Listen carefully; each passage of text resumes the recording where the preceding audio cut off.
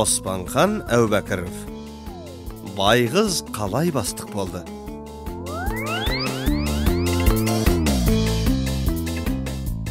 Аты жөні жоқ далбаңда бұша бермей, жөн сілтеп, ақыл айтып отыратын бір басшы сайлап алайық деп ұйғарыпты құстар қауымы. Бас болып басым айтуға кем кетігімізді ашып айтуға кім лайық болар екен деп ақылдасқанда бірі тұрып, жапалақ дөп дейді. Дөп десең дөбіңді түсіндір дейді ақыл қосып отырғандар. Дөп дейтін себебім, біріншіден жапалақтың беті теп-тегісте, екіншіден бетіңе бедірейіп тіке қарағанда жүзің төменшіктеп жерге кіріп кете жаздайсың. Басшыға бетті біреу жөндесек, жапекеңнен басқа таңдау жоқ.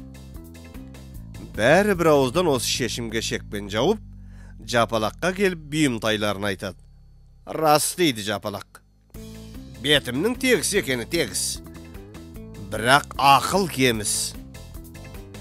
Ақыл кеміс болған жерде құр бедірейіп қарағаннан не пайда?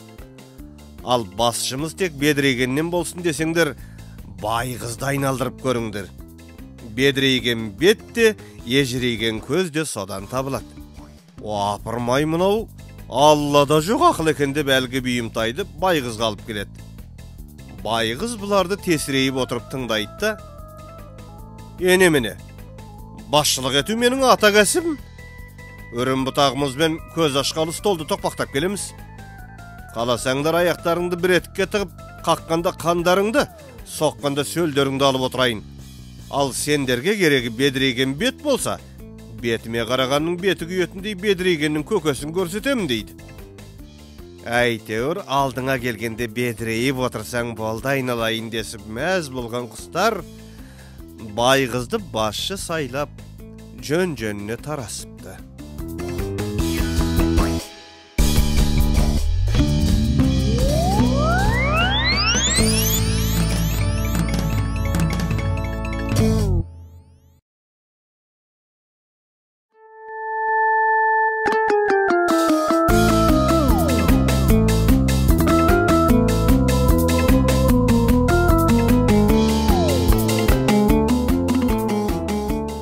Osmanхан Әубәкіров.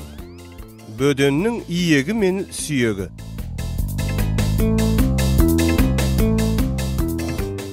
Мен бұл дүниеде бөдендей көзсіз жан күйер көргем жоқ. Қайрат үшін бөден бетін жыртып шашын жұлады, басын жарып көзін шығарады. Қайрат жеңілсе өліп қалады да жеңсе тіріліп кетеді дегенді естігенде мен сені қоймадым. Адам сенбейтін нәрсе ғой. Қайрат жеңілген сайын басыңды жарып көзіңді шығара берсең, басыңнан бас көзіңнен көз қылама. Өзі бар болғаны бір ақ бас, екі көз. Егер қойын қонышың толған бас пен көз болса, онда сөз басқа. Онда қайрат жеңілген сайын бір басыңды шағып, бір көзіңді ағызып жіберіп кете берер едің ғой. Алайда бөденде де басқада да ондай байлық жоқ қой. Бәріміздің де сол күн көріп жүрген бір басымыз, екі көзіміз. Бөден басын қалай жарады екен деп бір күні осы бас жарғышпен стадионға бардым. Стадион толған сайдың тасындай бастар. Апырау осы отырғанның бәрі басын жарса бастың қадір кеткен екен деп ойлап отырмын. Ойым басталды. Бөден дәл алдымызда отырған жалтыр бас біреуден темек тұтатып алды. Бір кезде Арарат допты алдына салып алып, біздің қақпаға қарай аңыратып айдады да кетті дейсің. Бөкеңнің екі көзі допта, ал темек ұстаған қолы алдымызда отырған кісінің басына қарай кетіп барады. Доп қақпаға жақындаған сайын бөденнің темекісі де ұшы қып-қызыл боп, қып-қызыл басқа жақындап келеді. Қарсылас бір кезде допты ат тепкендей теуіп еді. Доп зар еңіреп біздің қақпаға қарай ұшты. Бөден жылап жіберді. Ал қолы әлгі жанып тұрған темекіні алдымыздағы басқа апар басты. Масқара, әлгі бастың иесі де ес тұстан айырылып отырса керек, құлағын бір қағып қойып отыра берді. Құйқасының пұш ете түскенін бәлкім үйінде қалған қатын баласы естіген болар. Ал бұл өзі естімек түгіл сезген де жоқ. Құлақты бір қақты бітті. Бөден темекісін еденге басып өшіргенде қаннен қаперсіз отыр. Ал мен ішімнен бір бас жарылды деп есеп ашып, басқа бастарды аңдып отырмын. Бір кезде әлгі ұшып бара жатқан доп ұлыған бойы ұлып барып біздің қақпаға оқыралаған сиырдай қойды да кетті. Сол-сол-ақ екен бөден өзіне шықшыттан салып ақ жібергені. иегі иығына шығып кетті. Әлгі алдымыздағы отырған жалтырдың басында береттің төбесіндегі шашақтай шошайып темекінің қалдығы өлер өлмес түтін шығарып сөнуге айналған екен. Екінші тайымның талқаны таусылар кезінде Қайрат қоқаңдап қаһарына мінді. Допты мылтықпен атқандай атып қарсыластың қақпасына аттан салдырып алып келеді. Бір кезде біздің бір жігіт допты кәдімгі іштен тепкендей теуіп еді. Доп шырқыраған бойы шырқырап қарсыластың қақпасына қақырата кіріп ет бетінен түсті. Бөден мәз болғаны сонша құлаштап тұрып санын салып қалды. Қалған 7 минутта өзгеріс болған жоқ. Қайрат жеңді. Жұрт бірін-бірі беті басынан сүйіп, құшақтасып, қол алысып тарап жатыр. Тұрайық десек, бөденім тұра алмайды. Оң аяғын құшақтап еңіреп отыр. О, бөке, не болды? Аяғым сынып қалыпты. Ойбай, сау келіп едік қой, қай кезде сынып жүр?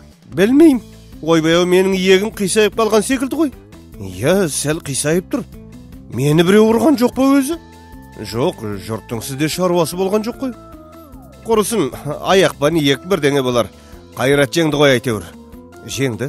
Ал ендеше темекің бар ма? Бөкау, мен темек тартпаймын ғой. Жан жағыма қарасам, әлгі жалтырбас кетіп бара жатыр екен. Қуып жетіп, мына темекі бізді кешіріңіз деп төбесіне жабысып тұрған темекіні құйқасымен жұлып алдым. Бәсе, әлгінде құлағым қышып қалғандай болып еді деп, ол күлді жөніне кете барды. Жұрт тараған соң мен де соғыстан қайтқандай бөденді арқалап алып үйге қайттым. Бәт жағардың иегі ауырма, әлде сүйегі ауырма, арқамды ойып барады.